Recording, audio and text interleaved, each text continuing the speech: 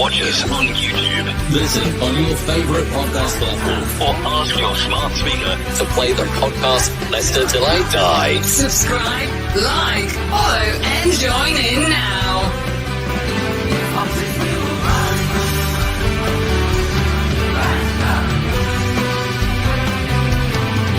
Start with Chris, add a dash of sport, squeeze in some music, then shake, don't stir. And you've got the ultimate blend, LTID, with your host, Chris. What the fuck? Don't make me angry. You wouldn't like me when I'm angry. Hello.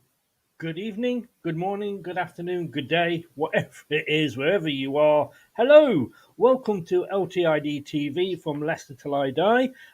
We are live on Facebook, YouTube and Twitter.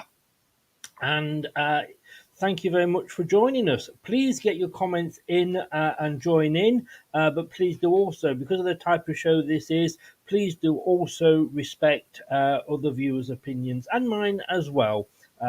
So join in, enjoy the debate, but don't shoot the messenger.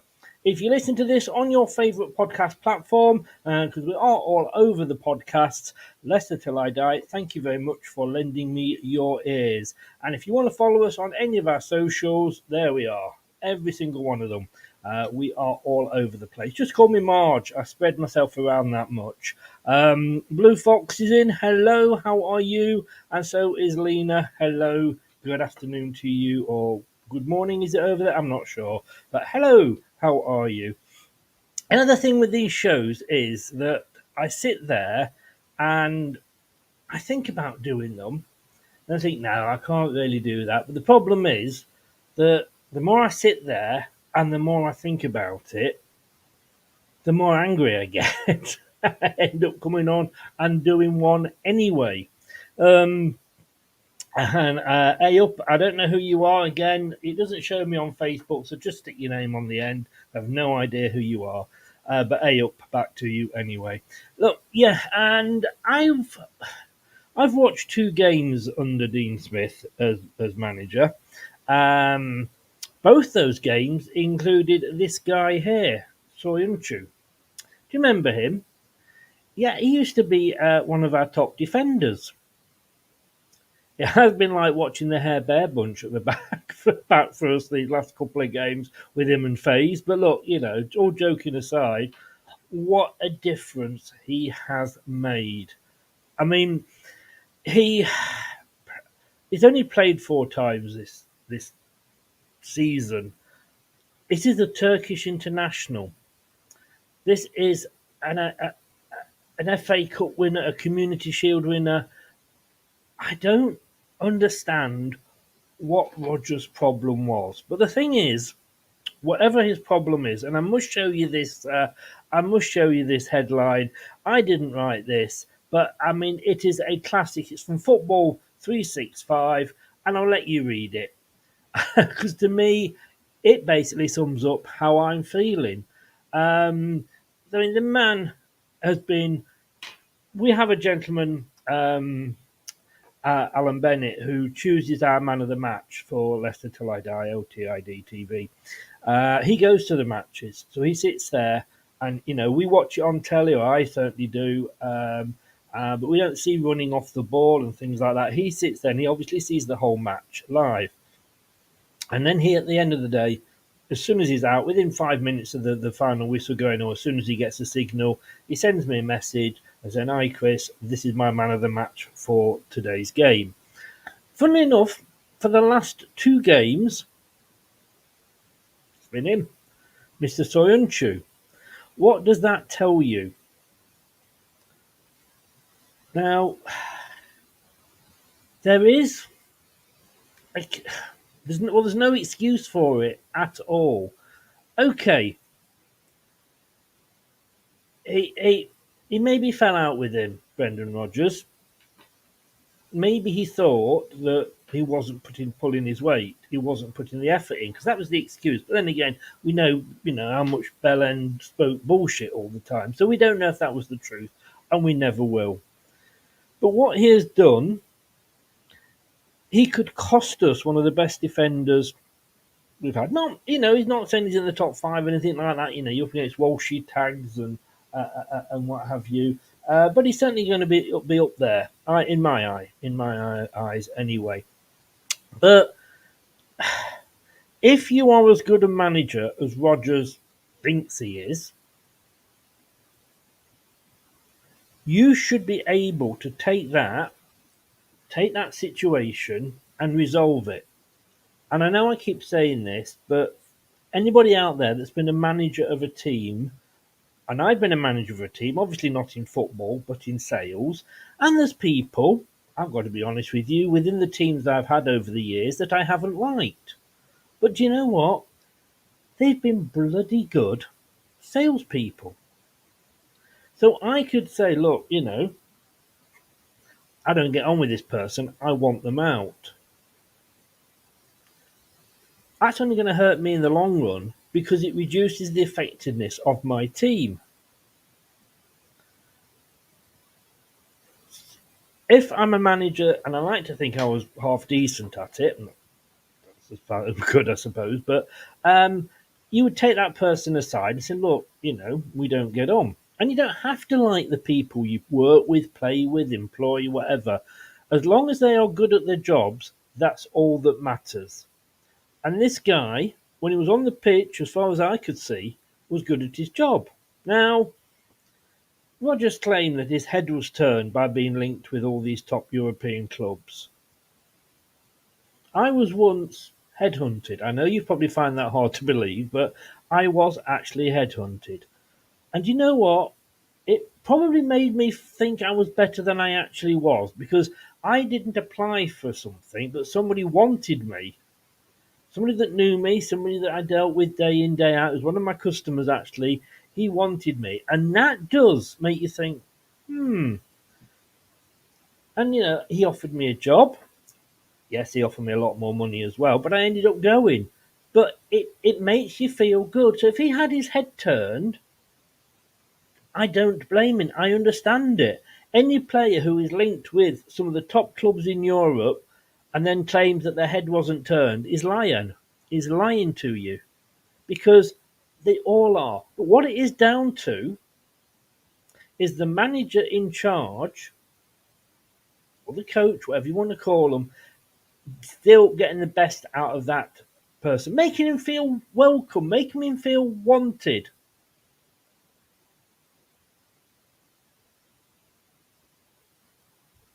So I want to know where he gets off, or people get off saying, what a good coach he is, what a good coach he is. Look, he did okay, was it Swansea? He nearly won Liverpool the Premier League, and let's be honest with you, all joking aside, that wasn't his fault that they didn't. But, it's over the season. Winning the Premier League or not winning the Premier League is not down to one game, to one slip. If he'd got results in other games, he would have won it anyway. And then he went to Celtic. Fucking hell, it was Celtic. Oh, he won all these trophies. And I've got to be honest with you, don't get me wrong, I was pulled in by it as well. I'm thinking, wow, we've got Brendan Rodgers. Although, let's be honest with you, we were actually sat with Claude Puel at the time, which wasn't the most exciting football. But maybe we had the blinds. But when you look at it, you're thinking, well, hang on, yes, he won all these trophies, but for half of his time there, I think it was, Rangers had been demoted to the 4th division, so are having to climb back up through the leagues because of the financial irregularities. When they got back into the top flight in Scotland, it then obviously takes them a couple of seasons to get right. So they weren't. He did know. It's nothing special at Celtic. Absolutely nothing special at all. He did what? I'm going to be honest with you. Me, Brad, anybody could go to Celtic during that time and should be able to win the Scottish League, the Cups, etc. Brings the youth through, does he? Well, yeah, he does. All right. But Barnes is standing still. Thomas is standing still. Kieran Dewsbury Hall is standing still. So he's not this great man motivator, man manager, everybody loves. I think that everybody, or he seems to claim that he is. Somebody's just said, he doesn't take responsibility. No, he doesn't. I'm sure when he fell out with Söyüncü, it was all Söyüncü's fault. None of it would be down to Brendan at all. Oh no, we know that. But what annoys me is, and I'm not saying, because we don't know, hindsight is a wonderful thing, but had he included Söyüncü in his squad during the season, would we have lost as many games as we did? We will never know, of course. We will never know. But the two performances that man has put in since he's been picked, one against the defending champions and what looks like being the new champions of England as well, and then one against in a must-win game. He was bringing that ball forward. He was Maguire. Remember when Maguire left? We didn't need Maguire. We got Söyüncü with a rather large appendage, and he was doing those runs again. He was. It was a pleasure to watch. Now, for a new manager to come in, and yes, he did say to everybody, "We're giving you a clean sheet." Nothing, and that's right. That's how what a new manager should do. He says, "I don't care what you did before. You've got to prove yourself to me now." It's funny. In 2 weeks, he's proved to Dean Smith what Rodgers would not see in 27 odd weeks. Funny that, isn't it? Now, we know we went out and bought, I think, a very good central defender in Harry Souttar. And I think if we play three at the back, I think you've got the three there at the moment. Faze, Souttar and Cags, in whichever positions you want to play them.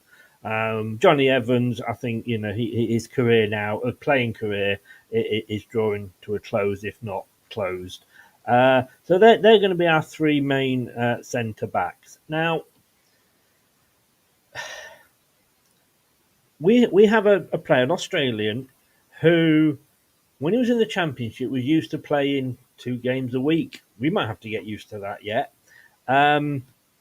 So he'd been playing regularly. And yet, Dean Smith, probably with a little bit of a push from Mr. Shakespeare, was saying, hang on, I know he's been playing every week, but we've got a guy here who hasn't been playing every week. Why don't you try him? That's a bold decision. That's a bold decision to bring somebody in. Okay, you could argue that Man City was a bit of a free hit, so it didn't really matter. But we didn't want to get humiliated. We know, as indeed Spurs have today, 6-1. But because we wanted to sort of keep our goal difference within reasonable. We got the best. We got the best goal difference in those bottom 5 or 6 teams. It could be worth the point. That could be the difference that keeps us up at the end of the season. So to bring him back in, at that point, less than a week after he'd been in, he made that decision over what Rodgers could not see all season, speaks volumes about Brendan Rodgers' ego. And the thing is, as I have put there, not only has he possibly lost us a good defender, I mean, no club, it appears, has come in for him. He's in the position where he could sign, I always want to say pre-nuptials, but sign pre-contract agreements with clubs abroad. So it looks like, as far as we know, nobody's come in for him. And yet, we're so sorry. So we're looking at, we might lose him at the end of the season, or we might just be able to convince him to stay. I hope it's the latter, because I think he's a damn good defender. I think he's still got, a couple of good years at least in him. I mean, let me just have a look. He is, he's 26. So, he's in his prime now, or he should be. He has played 61 times at various levels for his country, from under 18s in Turkey up to the seniors. Now, Brendan, the rumours have been, and a few people have said that, of course, when we took Genghis under on loan, obviously fellow Turk for Cags, and that Cags was upset when we didn't keep him. I don't think that is true. Is any player going to be a bit? Oh, it might be a bit upset that their friend or their fellow countryman wasn't signed on a permanent deal. But come on, that's football. A footballer doesn't go and sulk because his friend wasn't signed, because he knows that his friend just wasn't particularly good enough. And unfortunately, Genghis under for us wasn't that good over the period of time. Again, you start asking yourself, though, don't you? How bad were these players, or was it Rodgers just being a shit manager? But we could lose this guy, and I think when a manager puts his ego, as Rodgers clearly has in this situation, above the needs of the club and above the top league status of a club, because we could still go down. We've only won one game, let's be honest. So if we go down, it's all down to Rodgers' ego, apart from being a shit manager. And I think if any club is looking, and we were warned, we had to get in the sixth one. I did, Marcus. We were warned by Liverpool fans, and I said, "Look, let's give him a chance." We all make mistakes, don't we? And so I'm warning any club that is looking at Brendan Rodgers. And let's be honest with you, a manager leaves a club for two reasons, three, let's say. One of them is retirement. The other two is, one, you are approached by a bigger and better club, or a bigger and better club at that time in a better position, or you're sacked. And there's no other industry where you are sacked and then you walk into a job within a couple of months. Potter was sacked by Chelsea and would have walked into the Leicester job within a week. Less than that. But he was sacked by Chelsea because he wasn't very good. No other industry is like that. So if anybody is thinking of taking Brendan Rodgers on as the manager, don't. And I'm even saying that to Spurs. And let's be honest with you, Spurs, they can only ever get nine choice managers anyway, can't they? How long did it take them to get Nuno in? Was he the 10th choice? I don't know, I lost count. But if you are thinking of taking Rodgers at your club and thinking, oh, he can do a job, and okay, everybody will be saying to me, yeah, but look, he won you the FA Cup, he won you the Community Shield. I got an award when I was 25. I'm 62 now. Who gives a fuck? I mean, if we are back in League Two, or if we drop right down to League Two, all right, it's hopefully unlikely, but if it was to happen, who would really be happy sat there saying, do you remember when Brendan Rodgers won us those trophies? It's about results and it's about the now, the here and now. And I think Brendan Rodgers, and I think it has proved with Söyüncü that his ego was bigger than the club to him. I think maybe looking at the back, he maybe thought he was too good for us.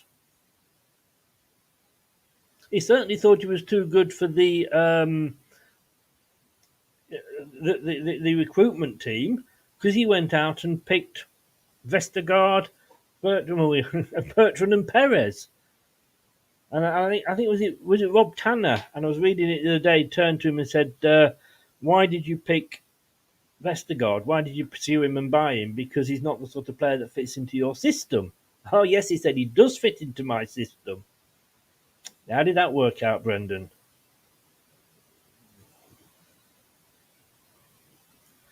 I just like I say, he's gone. Thank God. This is a warning to any team that is thinking about taking on Brendan Rodgers. Rochdale, and I tell you what, who he's been linked with, West Ham. Stick with Moyes. 4-0 winners over Bournemouth today. You're turning it round. You're in the semi-finals of a European competition. I accept that the rumours are, apparently, according to fans, that he's going at the end of the season, Moyes. It's an agreement. I don't know. It hasn't been announced. But look, please don't take on Rodgers if you want to win anything. You'll have a good couple of seasons, and then you get this. But as I say, it's annoying because it's not just this season that he's ruined. He's ruined. It could ruin our Premier League status. And it's not because we've got bad players, because we haven't. These are the players that won the FA Cup and the Community Shield virtually. He wanted 3 positions to be filled. We filled them. We still won a couple of games, and then it all went wrong again. But when a man believes his ego is better than the club, and I think that has been proved. And like I say, I'll just leave this up here for you now, because that, to me, says it all. Not my headline. His contract, Lena, his contract expires this summer.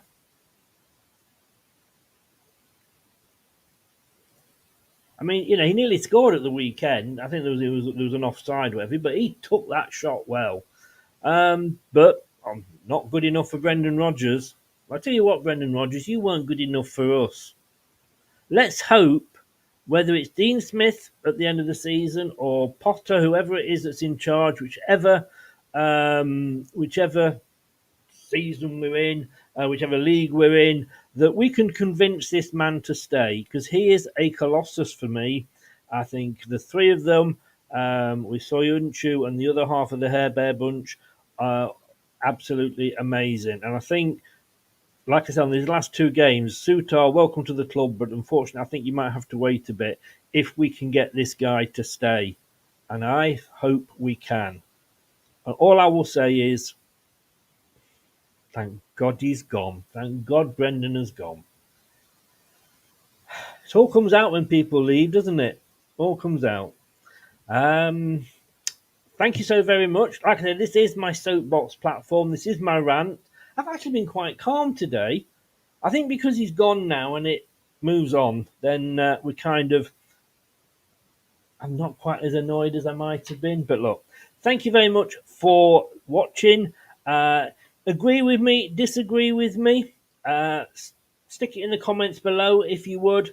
I always look. It always notifies me when anybody leaves a comment at the end of the show, and I always try and respond to it whenever I get a moment. If you're new to the station, please subscribe. It really does help the channel. But what also helps the channel is smashing those likes, because it gets us seen in places where other channels don't reach.